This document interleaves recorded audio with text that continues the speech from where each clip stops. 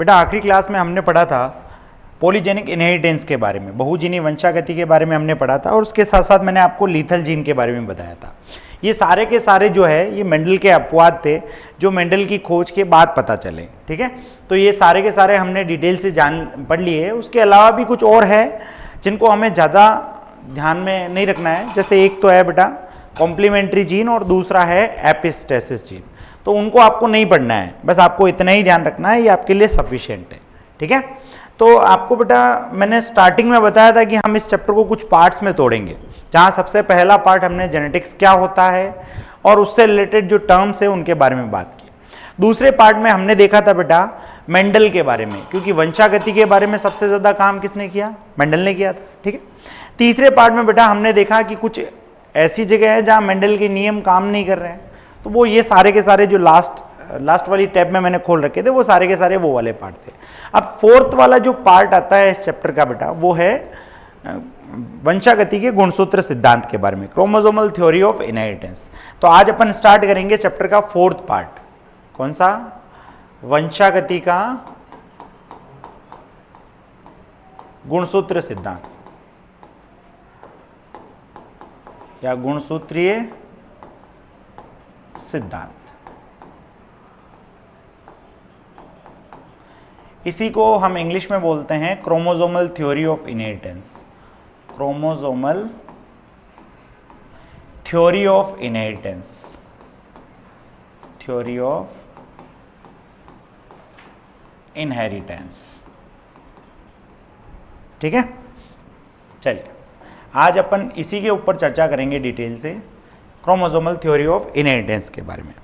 तो बेटा ये स्टार्ट करें उससे पहले आपको कुछ बेसिक बातें पता होनी चाहिए। क्या पता होना चाहिए? आपको पता है बेटा मेंडल ने जो अपना वर्क है वो किया था 1856 से लेकर के 1863 तक। ये यहां पर क्या किया? मेंडल ने अपना काम किया, मेंडल वर्क पीरियड। ठीक है, फिर उसके बाद क्या हुआ? उसके बाद बेटा उसने 1865 के अंदर जो है अपना वर्क पब्लिश करवाया। तो यहां मेंडल वर्क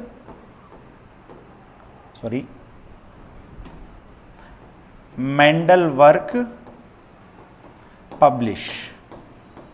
ठीक, फिर उसके बाद बेटा 1884 में जो है उसकी डेथ हो गई थी, और उसके बाद बेटा 3 साइंटिस्ट आए जिन्होंने इंडिविजुअली अपना अपना काम किया, और 1900 के अंदर बेटा उन्होंने क्या किया? इंडिविजुअल काम के आधार पे अपना अपने अलग अलग प्रयोग किए, और प्रयोग करने के बाद जब वो चीज़ को पब्लिश करवाने गए तो उन्हें पता चला कि यार हम जो काम कर रहे हैं वो तो बहुत सालों पहले मेंडल ऑलरेडी कर चुका है। ठीक है, तो जब उन्होंने उसी काम को वापस पढ़ा तो उन्होंने देखा कि ये जो बातें हम बता रहे हैं ये तो ऑलरेडी मेंडल बता चुका है। तो उन्होंने मेंडल के ही काम को फिर 1901 के अंदर रीपब्लिश करवाया। ठीक है, मेंडल को क्या करवाया? रीपब्लिश कराया। ठीक है, किस किस ने करवाया? तो रीपब्लिश जो है वो 3 साइंटिस्ट थे। आपको पता है कौन कौन से? एक तो था बेटा कॉलकॉरेंस। चलिए ये मैं ऐसे ही छोड़ देता हूँ, ये आपके लिए है कि आप बताओगे कौन कौन से थे, कमेंट बॉक्स में बता देना बेटा, है ना। चलिए आगे बात करते हैं। जब उन्होंने अपना काम रीपब्लिश करवाया तो लोगों ने फिर पढ़ा, और लोगों ने जब पढ़ा तो लोगों ने देखा कि यार ये तो बहुत ही अच्छी चीज़ है जो वो बहुत साल पहले डिस्कवर करके चले गए थे। ठीक है, उसी समय बेटा 2 साइंटिस्ट थे, एक का नाम था सटन और एक का नाम था बोवेरी। उन्होंने क्या किया बेटा? उन्होंने माइक्रोस्कोप की सहायता से जो कोशिका विभाजन होता है उस दौरान गुणसूत्र किस तरीके से व्यवहार करता है, किस तरीके से गति करता है, उसका अध्ययन किया। और जब उन्होंने गुणसूत्र का अध्ययन किया कि कोशिका विभाजन के समय किस तरीके से गति कर रहा है, और मेंडल के जो नियम थे जो कि मेंडल ने कारक के लिए यानी जीन के लिए दिए थे उनको पढ़ा, तो उन्होंने दोनों चीज़ों को रिलेट किया, और रिलेट करके क्या दिया बेटा? वंशागति का गुणसूत्र सिद्धांत दिया। तो आइए इसके ऊपर हम कुछ बेसिक बात करते हैं। क्या? सबसे पहले तो ये जो वंशागति का गुणसूत्र सिद्धांत है ये किसने दिया था? तो ये दिया था बेटा सटन और बोवेरी नाम के साइंटिस्ट ने। किसने दिया था? सटन एंड बोवेरी नाम के साइंटिस्ट ने। ठीक है बेटा, उन्होंने ये थ्योरी दी थी, और इसी थ्योरी को प्रैक्टिकली प्रूव किया था किसने? तो एक्सपेरिमेंटल प्रूफ जो था क्रोमोसोमल थ्योरी का, एक्सपेरिमेंटल प्रूफ कि एक्सपेरिमेंट करके देखा कि ये बात जो बोल रहे हैं सटन और बोवेरी वो सही है कि नहीं है। तो एक्सपेरिमेंटल प्रूफ जो दिया था बेटा, वो एक्सपेरिमेंटल प्रूफ दिया था किसने? टीएच मॉर्गन ने। ठीक है, टीएच मॉर्गन ने दिया था। ठीक है, अब सटन और बोवेरी ने जो है इस वंशागति के गुणसूत्र सिद्धांत में क्या बात बताई, आइए उसके ऊपर चर्चा करते हैं। ठीक है, तो मैं यहां इन शॉर्ट में लिख रहा हूं क्रोमोसोमल थ्योरी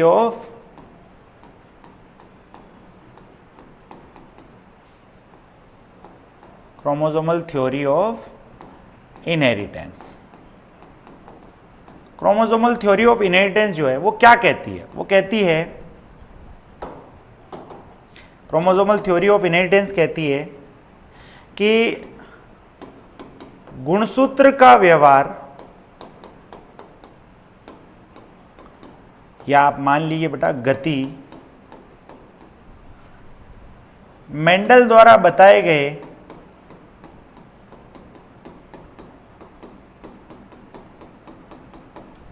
कारक के समान होती है। क्या कहा उन्होंने? उन्होंने कहा, इस थ्योरी में उन्होंने कहा कि भाई गुणसूत्र जो होता है वो वैसा ही काम करता है, वैसी ही गति करता है जैसे मेंडल साहब ने किसके बारे में बताई थी? कारक के बारे में बताई थी। कैसे सर? एग्जाम्पल से समझाओ। मेंडल साहब ने क्या कहा था? भाई मेंडल साहब ने कहा था, और इधर सटन और बोवेरी ने कहा, मेंडल साहब ने क्या कहा? सर मेंडल साहब ने कहा था कि जो जीन होती है वो जीन जोड़े में पाई जाती है। ठीक है, जैसे मान लीजिए कैपिटल टी और स्मॉल टी जोड़े में पाई जाएगी। तो सटन और बोवेरी ने कहा कि जो गुणसूत्र होते हैं वो भी जोड़े में पाए जाते हैं, और ये जो जोड़ा होता है इनको हम क्या बोलते हैं? समजात गुणसूत्र। ठीक है भाई, पहली बात तो सही हो गई। फिर उन्होंने कहा कि जब भी युग्मक का निर्माण होता है तो ये जो जोड़ा है ये आपस में एक दूसरे से अलग हो जाता है। कैपिटल टी एक युग्मक में चला जाएगा, स्मॉल टी एक युग्मक में चला जाएगा। तो इन्होंने कहा कि ऐसा तो हमारे समजात गुणसूत्रों के साथ भी हो रहा है। जब युग्मक जनन होगा तो उस समय ये वाला समजात गुणसूत्र इसमें चला जाएगा, और ये वाला जो है, चलिए इसको अलग कलर से बता देते हैं ताकि आप कंफ्यूज ना हो ना, ये वाला जो है वो इसमें चला जाता है। ठीक है, ठीक है भाई, बिल्कुल सही बोल रहे हो। तो इससे ये पता चला, क्या पता चला कि जैसे जैसा काम मेंडल ने बताया था जीन के लिए, वैसा वैसा काम जो है सटन और बोवेरी ने बता दिया किसके लिए? गुणसूत्र के लिए। अब मैं आपसे पूछूं कि ऐसा कैसे पॉसिबल है कि भाई जैसा जैसा जीन कर रही है वैसा वैसा क्रोमोसोम भी करेगा? तो ये एक ही तरीके से संभव हो सकता है कि दोनों जो हैं वो किसी न किसी तरीके से जुड़े हुए हो। जैसे मैं आपसे बोलूं बेटा कि एक बस है, वो बस किसी ए पार्ट से जाती है, बी पार्ट में जाती है, बी पार्ट से सी पार्ट में जाती है। ठीक है, ए पार्ट से स्टार्ट हुई, बी पार्ट में गई, सी पार्ट में गई और डी पार्ट में गई। और एक बच्चा है वो भी ए जगह से बी, बी से सी और सी से डी। अब दोनों एक ही जैसे कैसे काम कर रहे हो सकते हैं, या एक ही जगह सॉरी एक ही तरीके से कैसे गति कर रहे हो सकते हैं? तो इसका एक ही कारण हो सकता है कि वो जो बस है उसी के अंदर कौन बैठा हुआ है? वो बच्चा बैठा हुआ है।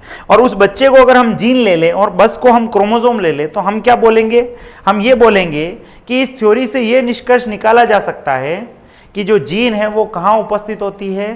गुणसूत्र पर उपस्थित होती है। तो इस थ्योरी के आधार पर यह ज्ञात होता है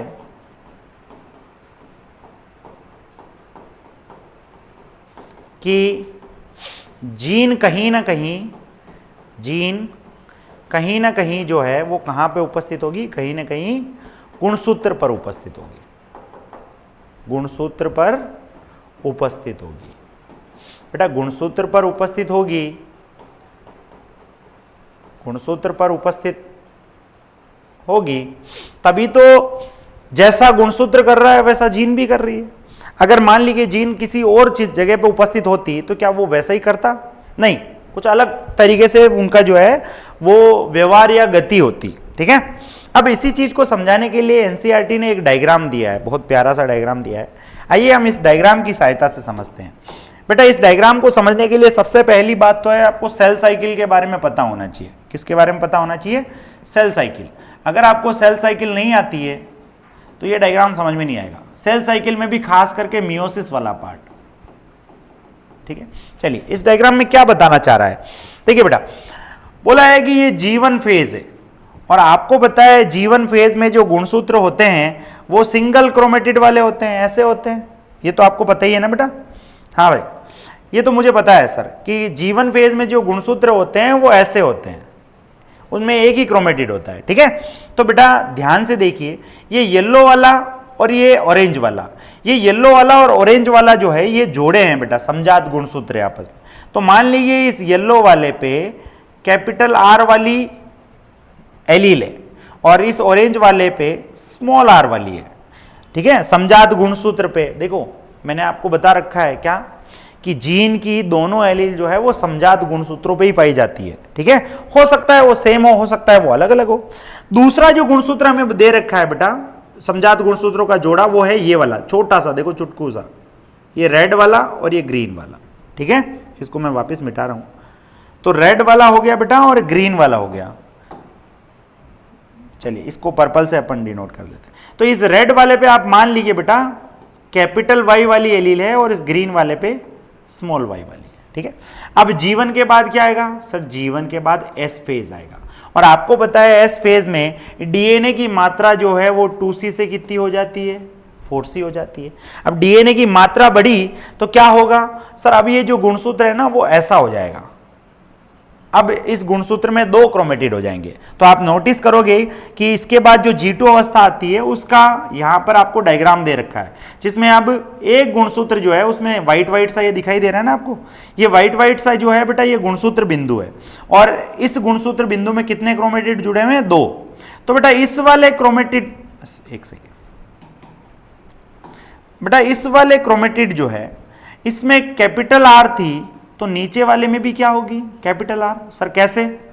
अरे बेटा ये जो नया वाला बना है, ये नया वाला जो बना है वो एग्जैक्ट इसी की फोटोकॉपी तो है, तो जो यहां होगा वो यहां भी होगा, ठीक है। ऐसे ही बेटा यहां पर अगर क्या है स्मॉल आर है तो यहां पर भी क्या होगा? Small R. Same to same यहां होगा भाई। यहां मान लीजिए बेटा कैपिटल वाई है तो इसके यहां पर भी कैपिटल वाई होगा, यहां स्मॉल वाई है तो यहां पर भी क्या होगा बेटा? स्मॉल वाई होगा, ठीक है। क्लियर है क्या मेरी बात? मैं इसी चीज को यहां पे बना रहा हूं बेटा। देखिए ये एक ऐसा वाला क्रोमोसोम था, है ना, और ये नीचे इसका समजात गुणसूत्र था, फिर ये छुटकू सा एक ये था और एक छुटकू सा ये था। अब मैंने किया क्या है? मैंने कुछ नहीं किया बेटा, ध्यान से देखिए। यहां पर मैंने रख रखी थी क्या? यहां पर रख रखी थी आर वाली और यहां पर स्मॉल आर वाली। यहां पर रख रखी थी मैंने कैपिटल वाई और यहां स्मॉल वाई। ये सारा जीवन में था। G2 में क्या हुआ बेटा?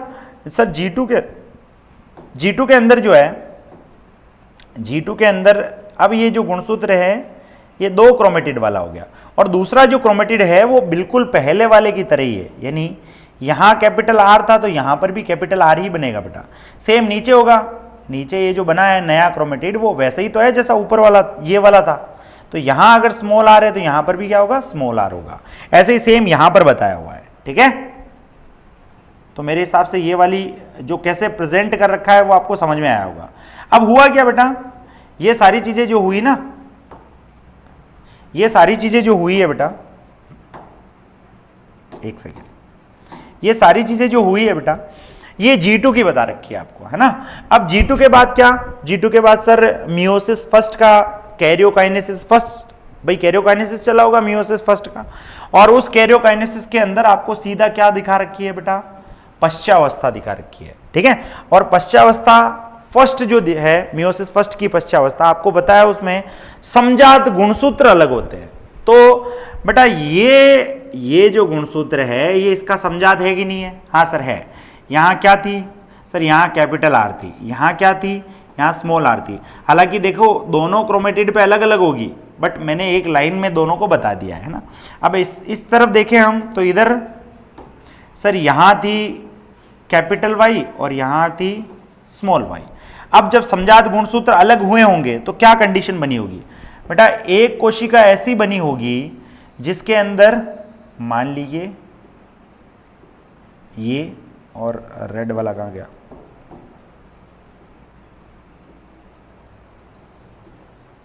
ये तो सर एक कंडीशन ऐसी बनी होगी जिसमें यहां पर कैपिटल आर और यहां पर कैपिटल वाई गया होगा, और दूसरी कंडीशन सर, दूसरी कंडीशन जो है वो ऐसी बनी होगी जिसमें इस कोशिका में ये वाला गुणसूत्र गया होगा, और इधर रेड वाला ही बना देता हूं क्योंकि समझा देना, ठीक है।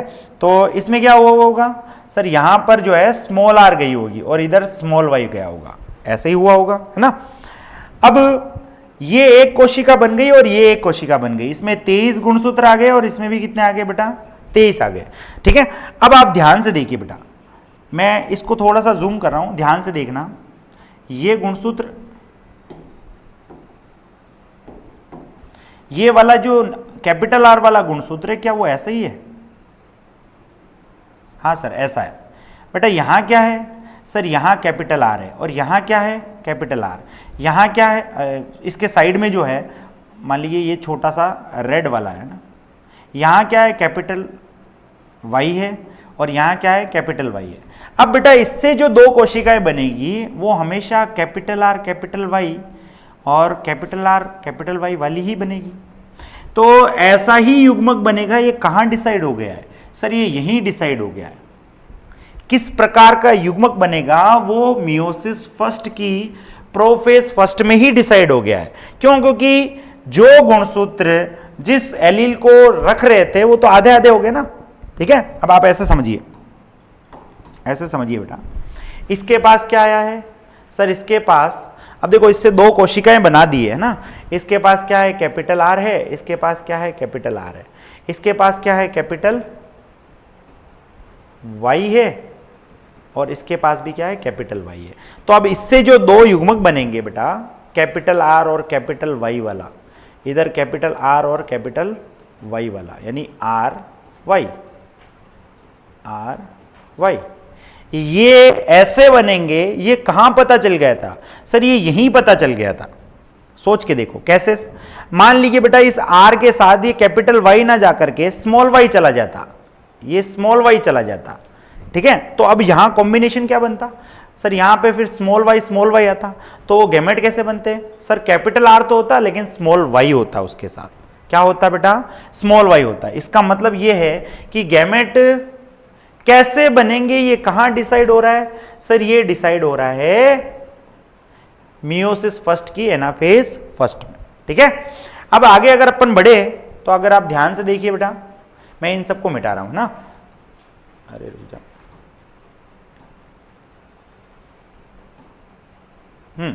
इन सबको मिटा रहा हूं। तो बेटा आगे क्या हुआ होगा, मियोसिस फर्स्ट के बाद जो है बेटा, मैं आपको बस इतना ही बताना चाह रहा था कि गैमेट कैसा बनेगा ये यहीं डिसाइड हो गया है। आगे तो बस गैमेट बनने की प्रोसेस हो रही है। जहां गुणसूत्र आधे होते हैं बेटा, वहीं डिसाइड हो जाता है कि गैमेट कैसा बनेगा, कैपिटल आर के साथ कैपिटल वाई आएगा या स्मॉल आई वाई आएगा, ये यहीं डिसाइड हो चुका होता है, यही डिसाइड हो चुका होता है। तो इस बात को आपको बहुत अच्छे से याद रखना है कि गैमेट का जीन प्रारूप क्या होगा, कैपिटल आर के साथ कैपिटल वाई आएगा या स्मॉल वाई आएगा, या उल्टा भी बोल सकता हूं, कैपिटल वाई के साथ कैपिटल आर आएगा या स्मॉल आर आएगा। ये कहां डिसाइड होता है बेटा, मियोसिस फर्स्ट की प्रोफेज, सॉरी मियोसिस फर्स्ट की एनाफेज फर्स्ट के अंदर, ठीक है। अब एनाफेज फर्स्ट कंप्लीट हो गई तो भाई दो कोशिकाएं बनी होगी, एक कोशिका ऐसी होगी और दूसरी कोशिका ऐसी होगी। अगर आप ध्यान से नोटिस करो तो ये वाली जो है ये स्मॉल आर वाली है, ये भी स्मॉल आर वाली है। ये कैसी है बेटा, स्मॉल वाई, और ये स्मॉल वाई। अब आपको पता है बेटा मियोसिस सेकेंड जो होता है वो माइटोसिस के जैसे ही होता है। तो जो बेटा दो क्रोमेटिड वाले गुणसूत्र हैं उनके क्रोमेटिड अलग हो जाएंगे, तो ये एक कोशिका में जाएगा तो वहां पे ये स्मॉल आर और स्मॉल वाई वाला बनाएगा, ये दूसरे में जाएगा तो ये स्मॉल आर और ये स्मॉल वाई, यानी यहां जो गैमेट बनेंगे वो स्मॉल आर स्मॉल वाई और स्मॉल आर स्मॉल वाई, ठीक। तो ये जो पूरा डायग्राम आपको एनसीईआरटी में दिखा रहा है ना, वो आपको ये बताना चाह रहा है कि कैसे जीन और गुणसूत्र एक साथ गति करते हैं। जैसे जैसे आप देखोगे एलील गति कर रही है युग्मक निर्माण के समय, अलग अलग हो रही है, वो अलग अलग कॉम्बिनेशन बना सकती है, ऐसे गुणसूत्र भी कर रहा है।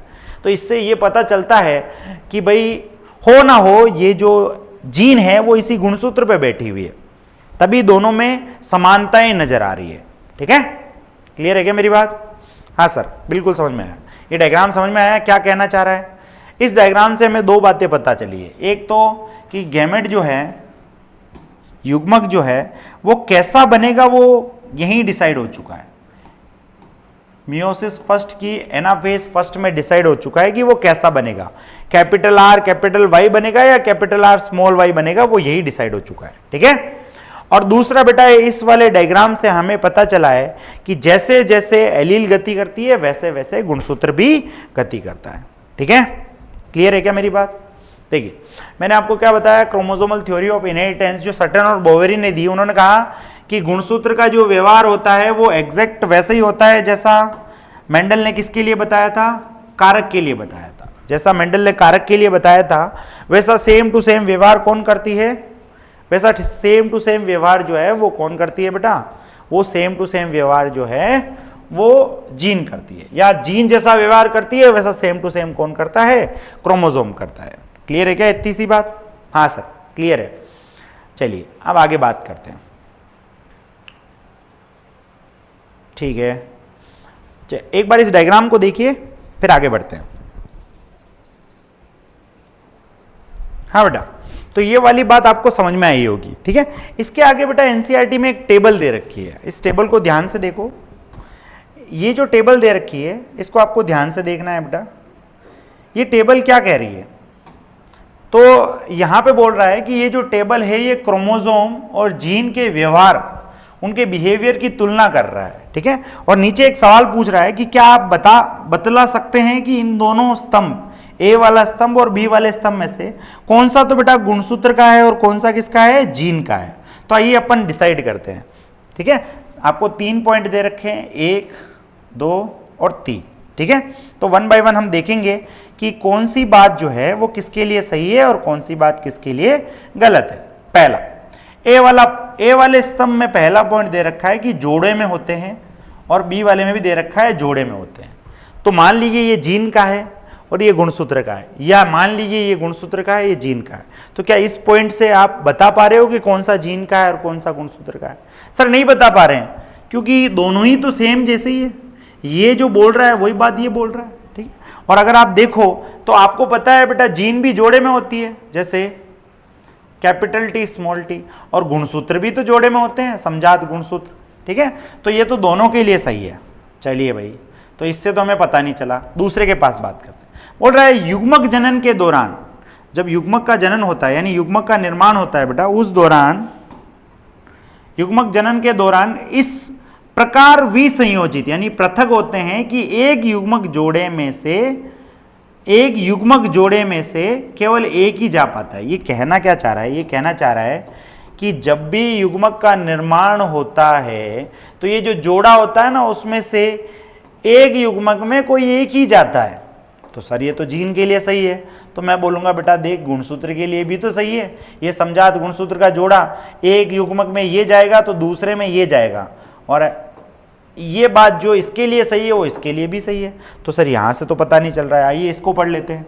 तो युग्मक जनन के दौरान विसंयोजित यानी पृथक होना, तो विसंयोजित होते हैं, यानी जब भी युग्मक का निर्माण होगा तब ये विसंयोजित पृथक होंगे, और जोड़े में से केवल एक ही युग्मक को प्राप्त होगा। तो ये तो सर सेम बात है और दोनों के लिए वैलिड है। यानी बी वाले पॉइंट से भी हम नहीं बता पा रहे कि कौन सा जीन के लिए और कौन सा गुणसूत्र के लिए है। तो शुरू के 2 पॉइंट जो है उससे तो हमें आइडिया नहीं लग रहा है कि कौन सी बात जीन के लिए बोली है और कौन सी बात गुणसूत्र के लिए बोली है। आइए अपन तीसरा पढ़ते हैं। बोल रहा है अलग अलग जोड़े, ध्यान से सुनना, अलग अलग जोड़े एक दूसरे से स्वतंत्र विसंयोजित होते हैं। अब इस बात को हम देखो, इसको माइंड में रखना है, अलग अलग होने चाहिए जोड़े।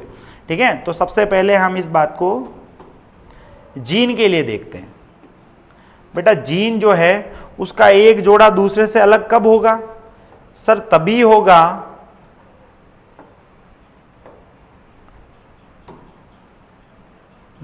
देखिए बेटा, मान लीजिए बेटा ये कैपिटल आर है और ये स्मॉल आर वाली, ये मान लीजिए बेटा एक जीन है, ये एक जीन है, इसका जोड़ा दूसरी जीन से अलग कब होगा? जब वो अलग गुणसूत्र पे होगा। अगर एक ही गुणसूत्र पे हो गया बेटा, एक ही गुणसूत्र पे उपस्थित हो गई, तो फिर वो जोड़ा अलग नहीं हो सकता। फिर उस जोड़े को हम बोलेंगे कि ये सहलग्न है, अलग नहीं है, सहलग्न है। ठीक है, अगर आपको इसको अलग करना है तो इसको अलग गुणसूत्र पे रखना पड़ेगा। इसका मतलब ये है कि कैपिटल वाई स्मॉल वाई जो है वो यहां आएगी। अब हम बोल सकते हैं कि ये दोनों जोड़े एक दूसरे से क्या है? अलग है। तो जीन के जब अलग अलग जोड़े उपस्थित होते हैं तो एक दूसरे से स्वतंत्र भी संयोजित होते हैं।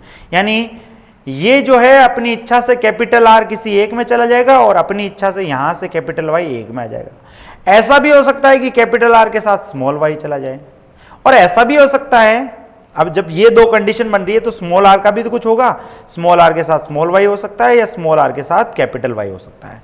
तो इसके साथ ये भी जा सकता है और इसके साथ ये भी जा सकता है, स्वतंत्र है पूरी तरीके से। तो सर ये वाली बात जीन के लिए तो बिल्कुल सही है। ठीक है, अब देखते हैं गुणसूत्र के लिए सही है कि नहीं है। तो बेटा गुणसूत्र की बात करें, अरे हाँ, अब अगर गुणसूत्र की बात करें तो गुणसूत्र के लिए ये बात सही है क्या? अलग अलग जोड़े, अलग अलग जोड़े का मतलब क्या है? मतलब ये है सर कि एक गुणसूत्र ये है, अरे एक सेकेंड,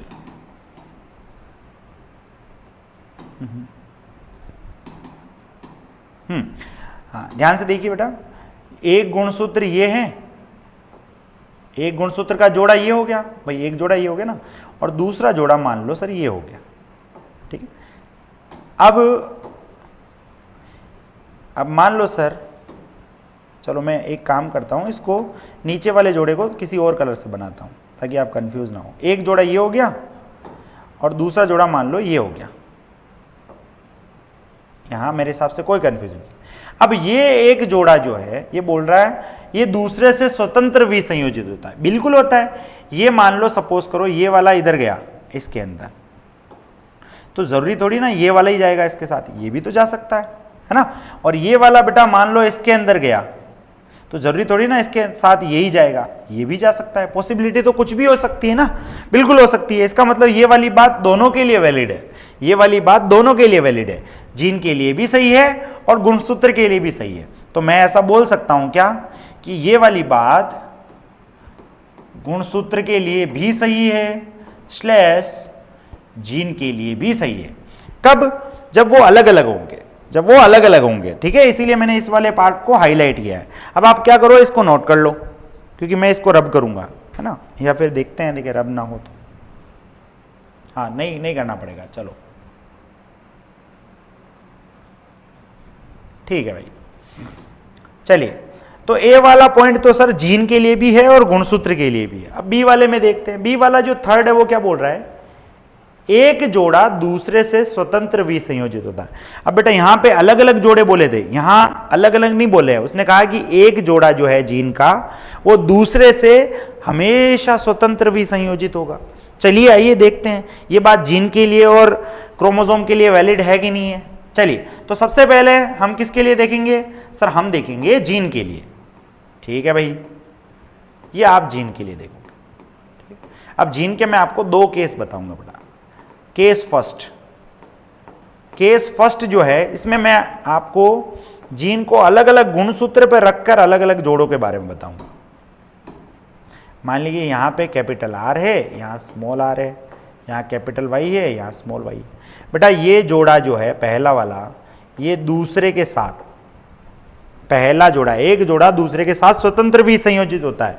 और हमें पता है, हमने पढ़ा है द्विसंकर के अंदर कि ये वाली बात बिल्कुल सही है। ये वाली बात जो है वो 100% सही है, क्योंकि वहां पर भी जो कैपिटल आर स्मॉल आर और कैपिटल वाई स्मॉल वाई की जो एलील थी वो अलग अलग गुणसूत्र पे उपस्थित थी। तो ये वाली बात बिल्कुल सही है सर। तो केस फर्स्ट जो है वो तो जीन के लिए वैलिड है, लेकिन मैंने कहा बेटा थोड़ा सा धैर्य रख, हम केस सेकंड पे भी चल रहे हैं। किसके ऊपर चल रहे हैं? Case second. केस सेकंड क्या हो सकता है बेटा, इसने एक जोड़ा और दूसरे जोड़े, एक जोड़े का दूसरे के साथ बोला है, अलग अलग नहीं बोला है इसने बोला है एक जोड़ा दूसरे के साथ। तो एक जोड़ा दूसरे के साथ इस वाले केस में तो सर 100% ये वाली बात जीन के लिए सही है। 100% ये वाली बात जीन के लिए क्या है बेटा, इस समय सर ये वाली बात जो है वो 100% सही है। केस सेकंड में बात करते हैं बेटा। केस सेकंड में मैंने क्या किया, इन्हीं को जो है ना, केस सेकंड में मैंने क्या किया बेटा, केस सेकंड में मैंने यहां पर रख दिया कैपिटल आर, यहां रख दिया स्मॉल आर। सर एक जीन का जोड़ा तो ये हो गया, और दूसरा कैपिटल वाई स्मॉल वाई।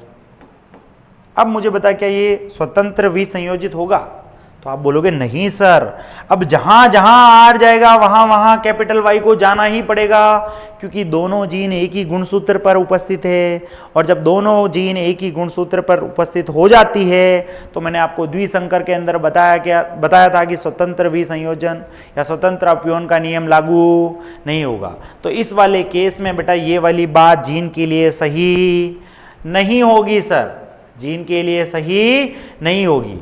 तो हम ओवरऑल बोले तो हम बोलेंगे कि भाई जीन के लिए सेकंड वाला पॉइंट वैलिड मुझे नहीं लग रहा है। क्यों नहीं लग रहा है, क्योंकि सेकंड वाला जब मैं केस लेता हूं तो जीन उस बात पे खरा नहीं उतरता है, और जीन खरा नहीं उतरता है तो मैं बोलूंगा सेकंड वाला जीन के लिए तो कभी नहीं हो सकता। ठीक है, या हो सकता है तो वो एक ही केस में हो सकता है कि वो अलग अलग गुणसूत्र पर उपस्थित हो। अब आइए देखते हैं कि क्या ये गुणसूत्र के लिए वैलिड है। तो इसको देखने के लिए मैंने यहां पे लिख दिया गुणसूत्र। अब बेटा इसने बोला कि एक जोड़ा जो है, भाई ये लो एक जोड़ा है गुणसूत्र का, दूसरे के साथ दूसरा जोड़ा तो ये होगा। क्या ये वैसा का वैसा ही केस नहीं बन गया? बिल्कुल सर, वैसा का वैसा ही बन गया। तो इसका मतलब ये तो 100% है कि गुणसूत्र के लिए लागू होगा। बिल्कुल 100% है कि गुणसूत्र के लिए ये वाला लागू होगा, क्योंकि ये वैसा ही है बेटा जैसा ये था। ये और ये तो सेम है ना, सेम है। तो इस गुणसूत्र का एक जोड़ा जो है वो दूसरे के साथ हमेशा स्वतंत्र विसंयोजित होता है, लेकिन जीन का एक जोड़ा दूसरे के साथ तभी स्वतंत्र विसंयोजित होता है जब वो अलग अलग गुणसूत्र पर उपस्थित होता है। अगर एक जीन एक ही गुणसूत्र पर दोनों जोड़े उपस्थित होंगे तो कभी भी स्वतंत्र विसंयोजित नहीं होंगे। तो इसीलिए हम बोल देते हैं कि ये जो टेबल है, इस टेबल के अंदर ये जो बी वाला पॉइंट है ये मेनली किसके लिए लागू होता है? सर ये मेनली लागू होता है गुणसूत्र के लिए। ठीक है, तो ध्यान से देखना बेटा, मैं यहां कुछ बातें लिख रहा हूं। ए वाला जो पॉइंट है बेटा वो जीन के लिए भी वैलिड है और गुणसूत्र के लिए भी वैलिड है। बी वाला जो है बेटा वो जीन के लिए वैलिड नहीं है। किसके कारण? केस 2 के कारण। केस 2 क्या है? ये रहा केस 2। और गुणसूत्र जो है उसके लिए ये वैलिड है। इसका मतलब ए और बी जो है दोनों ही हमेशा गुणसूत्र के लिए लागू है, लेकिन अगर आपसे ए और बी में से पूछ लिया जाए कि भाई बिना अपवाद के बता कौन सा लागू है, तो आप क्या बोलोगे? ए वाला जीन के लिए लागू। ठीक है, क्लियर है क्या मेरी बात? हाँ सर क्लियर है। ठीक है, चलिए भाई, तो ये वाला पॉइंट जो था ये हमारा कंप्लीट हो गया है। अब हम आगे बढ़ते हैं। आगे हम बढ़े उससे पहले मैं आपको कुछ बातें बता देता हूं बेटा। क्या कि भाई आपको मैंने अभी बताया कि जब भी युग्मक निर्माण होगा उस समय क्या होगा? तो युग्मक निर्माण के समय जीन की दोनों एलील जो है वो बेटा अलग अलग हो जाएगी, पृथक हो जाएगी, है ना। अलग अलग की जगह मैं लिख देता हूं पृथक हो जाएगी, पृथक हो जाएगी। और इसी दौरान जो है बेटा गुणसूत्र भी तो पृथक होंगे। गुणसूत्र जो होते हैं, गुणसूत्र भी पृथक हो जाएंगे। ठीक है, लेकिन बेटा ये जो गुणसूत्र का पृथक्करण होता है ये रैंडम होता है, रैंडमली होता है। अब सर ये क्या है? रैंडमली का मतलब जरूरी नहीं कि इस वाले गुणसूत्र के साथ यही वाला गुणसूत्र जाए, हो सकता है इसके साथ ये भी जा सकता है। ठीक है, आइए इसी को एनसीईआरटी ने एक डायग्राम से समझा रखा है, हम उसको समझने की कोशिश करते हैं। तो सबसे पहले तो बेटा चलो मैं इसको थोड़ा सा छोटा करता हूँ। हाँ, यहाँ ध्यान दीजिए। देखिए बेटा सबसे पहले हम बोल देते हैं कि भाई मान लीजिए बेटा ये एक 2n कोशिका है, इसमें ये एक समजात गुणसूत्र है और ये एक दूसरा समजात गुणसूत्र। ठीक है, इनके ऊपर मैं जीन को चढ़ा देता हूँ। किससे चढ़ाऊँ? येलो वाले से चढ़ा देता हूँ। मान लीजिए बेटा यहाँ कैपिटल R है, यहाँ स्मॉल r है, यहाँ कैपिटल Y है, यहाँ स्मॉल y है। अब ये जो है ये गई मान लीजिए S फेज के अंदर। S फेज के अंदर जब ये जाएगी तो अब जो कोशिका बनेगी बेटा वो कैसी बनेगी? ध्यान से देखना बेटा, ध्यान से देखना। अब जो कोशिका बनेगी बेटा वो ऐसी बनेगी, ये ऐसा। क्या आप ये जोड़े ऐसे हो जाएंगे? हाँ सर ऐसे हो जाएंगे। अब हर एक गुणसूत्र में 2 क्रोमेटिड हो जाएंगे। क्यों? क्योंकि बेटा एस फेज में डीएनए की मात्रा डबल हो जाती है। तो आपने पढ़ा है ना? हाँ सर बिल्कुल पढ़ा है। ठीक है, चलिए आगे बढ़ते हैं। अब फिर वो वापस वही, यहां पर क्या था बेटा? कैपिटल आर, तो नो डाउट यहां पर भी कैपिटल आर आएगा। यहाँ क्या था? स्मॉल आर, तो दोनों पे क्या आएगा? Small R. ऐसे ही बेटा यहाँ पे कैपिटल वाई था तो यहाँ पर भी कैपिटल वाई आएगा, और यहाँ स्मॉल वाई था तो दोनों पे, ये दोनों पे आएगा बेटा, ध्यान रखना है ना, दोनों पे आएगा। इसको देखिए छोटा करता हूँ, मैं इसको मिटाने की कोशिश करता हूँ। हाँ ठीक है, ठीक है, चलिए ये सही है बिल्कुल।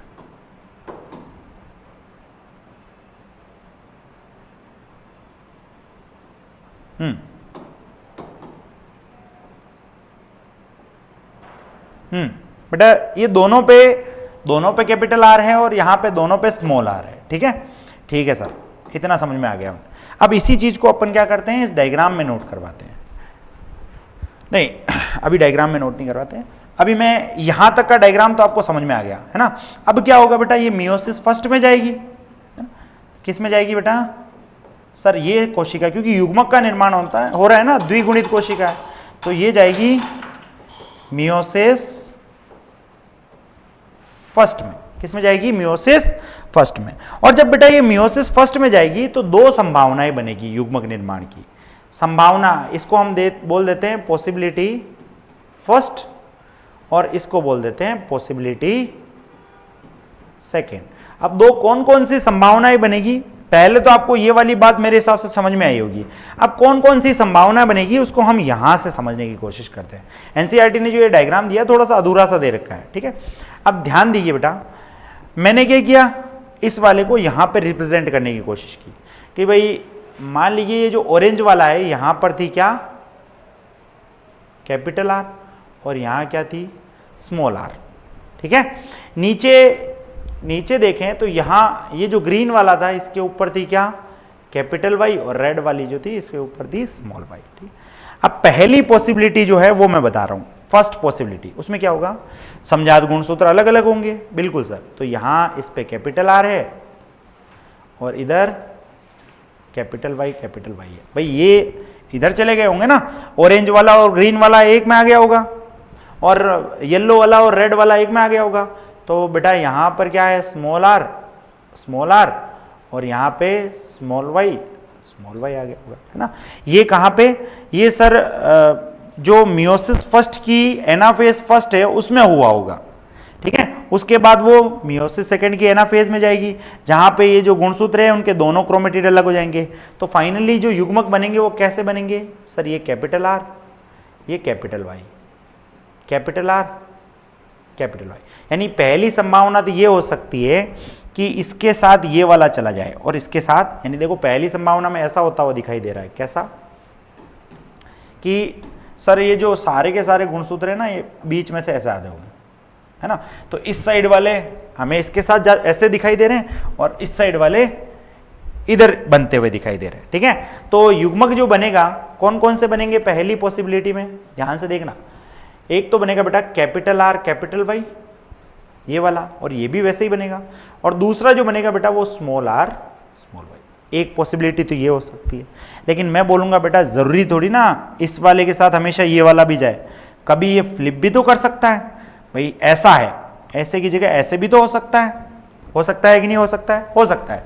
तो अब हमारी बेटा कौन सी संभावनाएं आती है, दूसरी संभावना आती है। ध्यान से देखिए दूसरी संभावना को बेटा, ऑरेंज वाला तो वैसा का वैसे ही रखा है, इसका मतलब ये तो कैपिटल आर है जो है ही, और ये जो है ये स्मॉल आर है। अब नीचे चेंज कर दिया, देखो बेटा नीचे यहां पे ग्रीन वाला था और रेड वाला था, तो रेड वाले को हमने स्मॉल वाई रखा था ना, तो ये स्मॉल वाई हो गया, और इस ग्रीन वाले को कैपिटल वाई रख दिया। ठीक है, चलिए भाई यहां पर कैपिटल आर आ गया, यहां स्मॉल आर आ गया, यहां रेड वाले में बेटा स्मॉल वाई आ गया, और यहां पे कैपिटल वाई। तो अब जो गैमेट बनेंगे capital R small Y, capital R small Y, इधर स्मॉल आर कैपिटल वाई। तो अब जो गैमेट बनेंगे वो कैसे बनेंगे सर, अब जो गैमेट बनेंगे वो कैपिटल आर के साथ स्मॉल वाई होगा और स्मॉल आर के साथ कैपिटल वाई होगा। तो ये चार पॉसिबिलिटी बन सकती है, चार तरह के युग्मक हमें बनते हुए दिखाई दे सकते हैं। ये इसीलिए संभव हुआ, क्यों, क्योंकि बेटा मैंने यहां एक बात लिखाई थी, क्या, कि युग्मक निर्माण के समय गुणसूत्र जो पृथक होते हैं बेटा वो रैंडमली होते हैं। इसके साथ एक बार तो ये ऑरेंज वाले के साथ ग्रीन वाला चला गया और दूसरी बार ऑरेंज वाले के साथ रेड वाला चला गया। कोई भरोसा नहीं है बेटा, कभी भी किसी के साथ कोई भी जा सकता है। ठीक है, क्लियर है क्या मेरी बात? तो ये वाला डायग्राम जो है हमें ये बता रहा है कि युग्मक निर्माण के समय जो गुणसूत्र हैं वो रैंडमली एक दूसरे से अलग होते हैं। ऐसा कोई फिक्स नहीं है कि भाई ये उधर जा रहा है तो मैं भी उधर जाऊंगा, नहीं, एक बार उसके साथ वो जा सकता है, एक बार नहीं भी जा सकता है, दोनों पॉसिबिलिटी बन सकती है। ठीक है, क्लियर है क्या मेरी बात? ठीक है, तो मैंने आपको क्या पढ़ाया बेटा, मैंने आपको पढ़ाया क्रोमोसोमल थ्योरी ऑफ इनहेरिटेंस। इसमें मैंने बताया बेटा कि ये किसने दी थी, सटन और बोवेरी ने दी थी। इसका एक्सपेरिमेंटल प्रूफ किसने दिया था, टीएच मॉर्गन ने। टीएच मॉर्गन ने बेटा इसको प्रयोग करके सिद्ध किया था। ठीक है, फिर मैंने बताया कि बेटा ये क्रोमोसोमल थ्योरी ऑफ इनहेरिटेंस क्या कहती है, तो ये कहती है कि जिस प्रकार से कारक गति करता है गुणसूत्र भी सेम वैसी ही गति करता है। इसका मतलब ये है कि कहीं ना कहीं जो जीन है वो कहां पे बैठी हुई है, गुणसूत्र पर बैठी हुई है। उसके बाद बेटा इसी चीज को हमने एनसीईआरटी के डायग्राम से समझा। फिर बेटा एक टेबल दे रखी है, उस टेबल में ए वाला पॉइंट किसके लिए वैलिड है वो देखा और बी वाला पॉइंट किसके लिए वैलिड है वो देखा। उसके बाद बेटा मैंने आपको बताया कि गुणसूत्र जो युग्मक निर्माण होता है उस समय जो गुणसूत्र पृथक होते हैं, वो जो गुणसूत्र होते हैं बेटा पृथक, वो रैंडमली होते हैं। इस बात को ध्यान रखना है ना, रैंडमली होते हैं। इसको इस डायग्राम की सहायता से एनसीईआरटी ने समझाने की कोशिश की है। ठीक है, ठीक। फिर आता है बेटा, हमने कहा था कि गुणसूत्र का ये जो सिद्धांत दिया था, एक सेकेंड, हाँ, हमने कहा था बेटा ये जो गुणसूत्र का सिद्धांत दिया था, ये गुणसूत्र का जो सिद्धांत दिया था वो दिया था सटन और बोवेरी ने। वंशागति का जो गुणसूत्र सिद्धांत दिया था वो सटन और बोवेरी ने दिया था, लेकिन बेटा इसी को प्रैक्टिकली प्रूव किया था किसने, टीएच मॉर्गन ने। तो आइए समझते हैं टीएच मॉर्गन ने कैसे इसको प्रैक्टिकली सिद्ध किया था। तो सबसे पहले हम लिखते हैं क्या, टीएच मॉर्गन के बारे में। ठीक है, चलिए तो स्टार्ट करते हैं हम किसके बारे में, टीएच मॉर्गन। बेटा टीएच मॉर्गन जो है ना, इसको आप एक्सपेरिमेंटल जेनेटिक्स का फादर भी बोलते हो, एक्सपेरिमेंटल जेनेटिक्स का फादर, ऐसे ही नाम सुनो और भूल जाओ।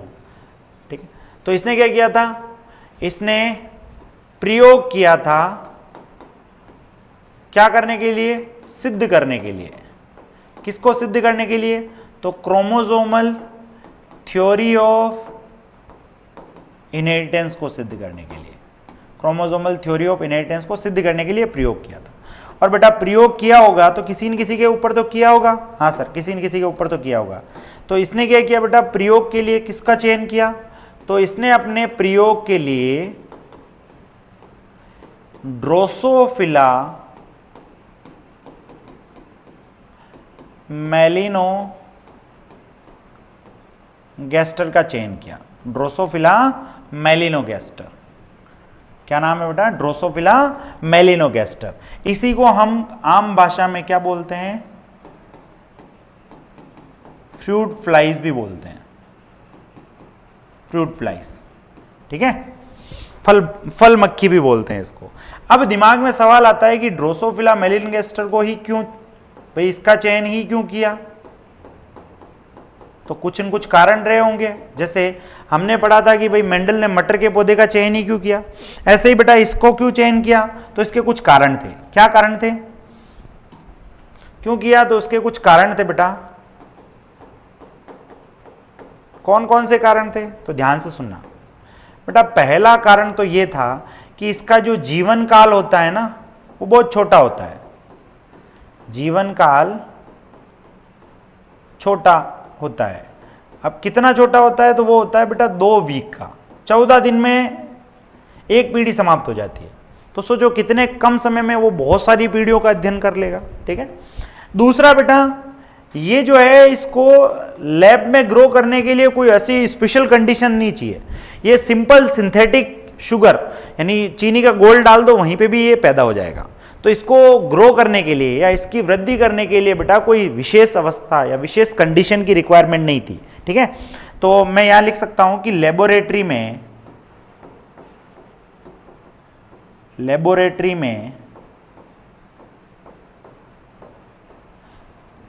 में सिंपल सिंथेटिक मीडियम पर आसानी से, अरे यार, आसानी से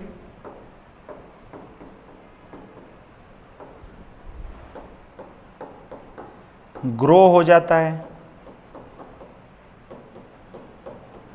ठीक है। उसके अलावा बेटा तीसरा बेटा, एक बार लैंगिक जनन से अनेक संतान पैदा करता है, बहुत सारी संतान पैदा होती है। तो उससे क्या? उससे ये बेटा कि मान लो 1-2 संतान मर भी गई तो इसकी रिजल्ट पे कोई खास फर्क नहीं पड़ेगा। सोच के देखो, इंसान को सेलेक्ट करता, एक पीढ़ी से दूसरी पीढ़ी का मान लो वेट भी कर लेता, तो और वो बच्चा पैदा और मर गया, तो इसकी तो पूरी की पूरी जो वेटिंग पीरियड थी वही वेस्ट हो जाती ना। तो इसमें क्या है बेटा, इस एक बार जब मेटिंग होगी, एक बार जब लैंगिक जनन होगा, तो उससे जो नए जीव बनेंगे आगे आने वाले, वो बहुत सारे बनेंगे। तो एक आधा मर भी गया तो खास फर्क नहीं पड़ेगा। उसके अलावा बेटा इसमें जो ड्रोसोफिला था, ड्रोसोफिला बेटा इसमें नर और मादा में आसानी से अंतर कर सकते थे, ठीक है। कैसे? तो नर जो होता है बेटा वो कैसा होता है? छोटा होता है। और मादा जो होती है वो बेटा, मादा जो होती है वो बड़ी होती है। चौथा कारण ये हो गया। एक और कारण आता है बेटा जिसको हम यहां लिख रहे हैं, 5वां कारण, वो ये कि बेटा इसके जो लक्षण हैं जिनको लेकर के प्रयोग किया जाएगा, तो इसके लक्षण जो है, इसके लक्षण आसानी से सिंपल माइक्रोस्कोप द्वारा देखे जा सकते थे। तो ये 5 कारण है बेटा, इसलिए उसने किसी और जीव का चयन ना करके किसके किया? ड्रोसोफिला मेलिनोगैस्टर। अब बेटा ड्रोसोफिला मेलिनोगैस्टर को लेकर उसने 2 प्रयोग किए। कौन कौन से प्रयोग किए? तो उसको जानेंगे अपन नेक्स्ट वीडियोस के।